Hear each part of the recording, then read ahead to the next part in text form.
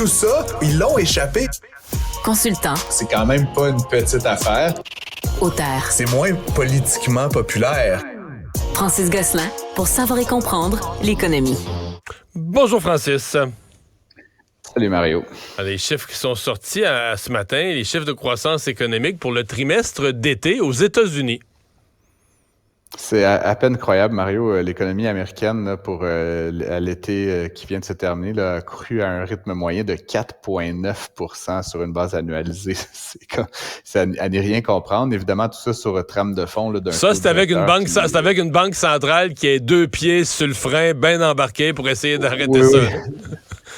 Exactement. Puis c'est ce qui est particulier, tu sais, évidemment, tu le sais, Mario, dans le PIB, il y a plusieurs composantes, dont la consommation. Puis justement, à ce titre-là, c'est vraiment la consommation là, qui mène la croissance du PIB. Les Américains se sont lancés là, comme s'il n'y avait pas de lendemain.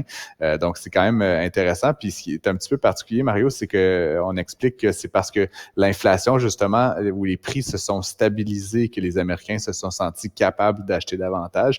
Donc, c'est comme si l'effet de ralentissement de l'inflation incitait certains ménages à repartir sur la lancée de la consommation et donc de renouer avec la vigueur là, de l'économie. Donc, encore une fois, c'est vraiment un phénomène assez particulier qu'on vit là, du côté au sud de la frontière actuellement.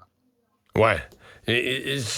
On se posait la question, je pense que c'est la semaine passée, sur la croissance qui reste forte là, au niveau des dépenses des ménages, de la consommation.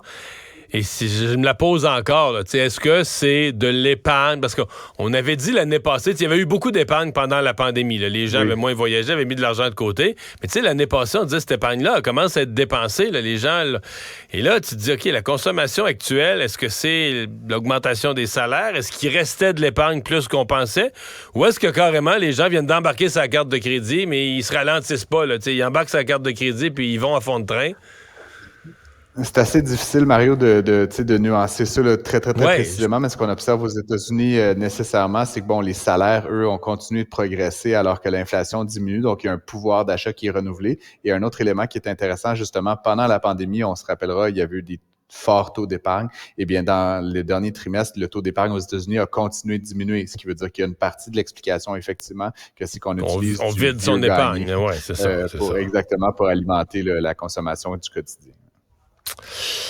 Premier investissement du Fonds de croissance du Canada.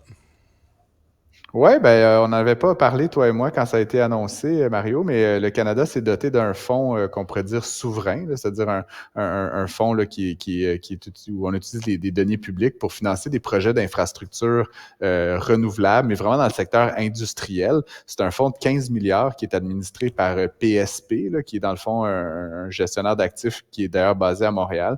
Ils ont fait un premier investissement, ça a été annoncé aujourd'hui, un investissement quand même de 90 millions de dollars dans une seule entreprise. Donc, c'est quand même pas une petite affaire. Et c'est une entreprise qui est dans le secteur de la géothermie. Donc, ultimement, là, ils utilisent la chaleur là, et l'énergie qui est issue de la Terre pour produire de l'énergie et de la chaleur. Donc, ultimement, c'est quelque chose qui a quand même beaucoup d'avenir. Tu seras surpris d'apprendre, Mario, là, j'ai fouillé un peu la chose. L'Alberta, de toutes les provinces canadiennes, est le leader toute catégorie dans la géothermie au Canada. Ah ouais? C'est quand même un peu bizarre. On associe souvent la province avec les sables bitumineux, le pétrole, là, burn, baby, burn, là, mais il y a vraiment tout comme une compétence, un secteur technologique en fort développement où on utilise la force de la géothermie pour justement développer cette nouvelle forme d'énergie totalement propre, totalement renouvelable et à long terme. Et donc, ce premier investissement-là, donc 90 millions, c'est beaucoup d'argent pour un investissement, mais il reste comme la totalité du 15 milliards à investir. Et donc, ça va être intéressant de voir s'il y a des investissements, notamment qui vont se faire au Québec là, par ce fonds d'investissement-là dans les prochains mois, les prochaines années, dans la mesure où l'objectif ciblé, c'est de réduire l'empreinte carbone des activités économiques canadiennes par des activités industrielles comme celle-ci. Tu veux revenir sur cette saga, les problèmes de la Banque nationale, on dit des dizaines de comptes commerciaux, comptes d'entreprises qui ont été vidés. Qu'est-ce qui se passe? Ça se complique, là?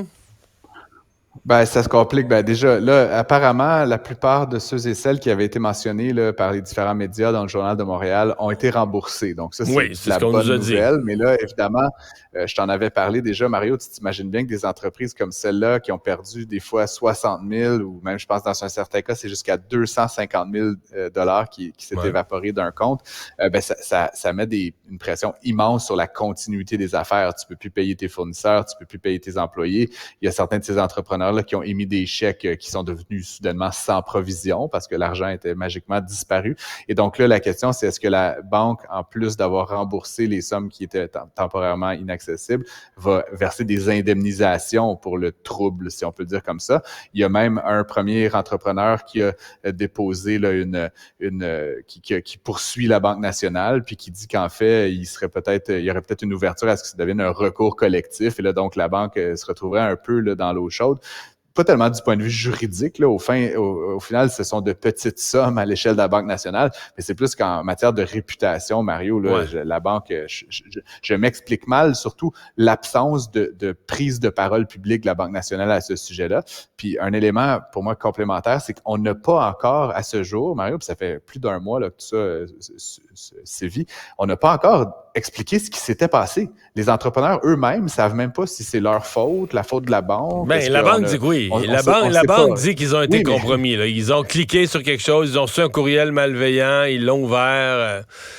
La banque, mais ils n'ont pas dit... Mais les entrepreneurs ne savent pas. Est-ce que c'est ma secrétaire? Est-ce que c'est ma directrice des finances? Est-ce que c'est moi? Et encore une fois, la prémisse de ne pas vivre ça de nouveau, ça serait d'informer les principaux concernés, puis éventuellement même d'émettre peut-être des directives à l'interne, puis ensuite à l'externe, pour éviter que ces histoires-là se répètent de fois en fois. Fait que pour moi, ça met la lumière, Mario, c'est tout l'enjeu de la cybersécurité au Québec, au Canada, puis le besoin de maturer justement dans ces discours-là, parce qu'ultimement, à ce moment, on se prive collectivement d'une opportunité d'éviter que ça survienne encore puis que d'autres entreprises, d'autres PME québécoises se retrouvent dans l'eau chaude. Merci Francis, à demain. Je t'en prie, à demain.